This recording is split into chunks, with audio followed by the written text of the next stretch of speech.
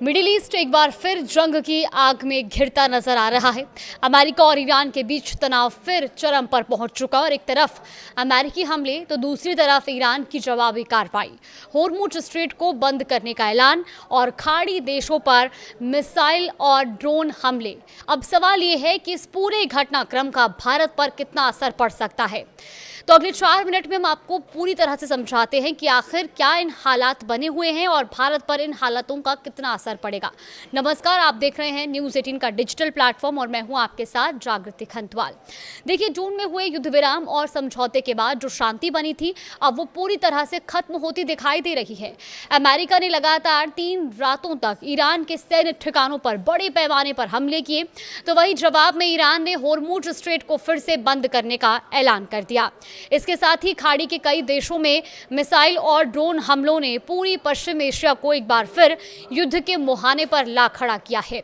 अमेरिकी central command यानी कि सेंटकॉम के मुताबिक 11 जुलाई को ईरान के करीब 140 सैन्य ठिकानों पर सटीक हमले किए गए और इन हमलों में मिसाइल और ड्रोन लॉन्च साइट्स, नौसैनिक ठिकाने, हथियारों के भंडार, संचार नेटवर्क और तटीय रडार सिस्टम को निशाना बनाया गया।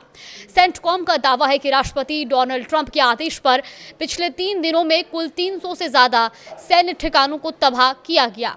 अमेरिका का कहना है कि ये कार्रवाई साइप्रस के झंडे वाले कंटेनर जहाज GFS गैलेक्सी पर हुए ईरानी हमले के जवाब में की गई।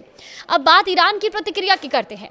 अमेरिकी हमलों के बाद ईरान की इस्लामिक रेवोल्यूशनरी गार्ड कॉर्प्स यानी कि IRGC ने होर्मुज स्ट्रेट को अगले आदेश तक बंद करने का ऐलान कर दिया।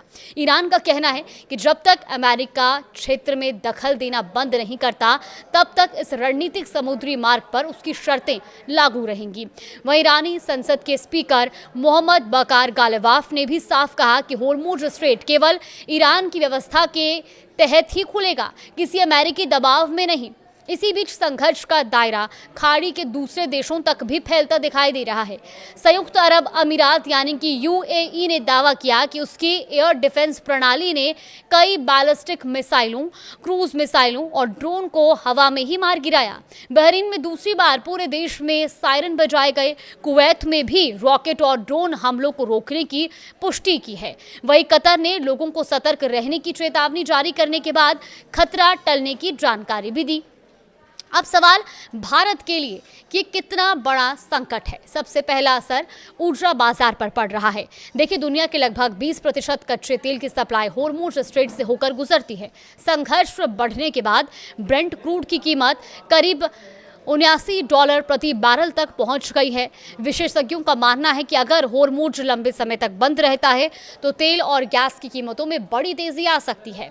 वहीं भारत के लिए भी ये चिंता की बात है। भारत अपनी जरूरत का अधिकांश कच्चा तेल आयात करता है। हालांकि पिछले कुछ वर्षों में भारत ने होर्मुज पर अपनी निर्भरता कम की है, लेकिन LPG यानी कि रसोई गैस के मामले में स्थिति अलग है। भारत अपनी लगभग 60% LPG आयात करता है और उसमें से भी करीब 90% सप्लाई होर्मुज स्ट्रेट के रास्ते से ही आती है। ऐसे में अगर ये समुद्री मार्ग लंबे समय तक बाधित रहता है तो घरेलू गैस सिलेंडर की कीमतों पर असर पड़ सकता है। सिर्फ तेल और गैस ही नहीं, खाड़ी देशों में रहने वाले भारतीय भी चिंता का बड़ा कारण है। खाड़ी के 6 देशों में करीब 1 करोड़ भारतीय रहते हैं और काम करते हैं। इनमें बड़ी संख्या में कतर, UAE, बहरीन और कुवैत में है, जहां हाल के दिनों में मिसाइल हमले और एयर डिफेंस अलर्ट की घटनाएं सामने आई है। संघर्ष के दौरान कई भारतीयों की मौत भी खबर में आई है।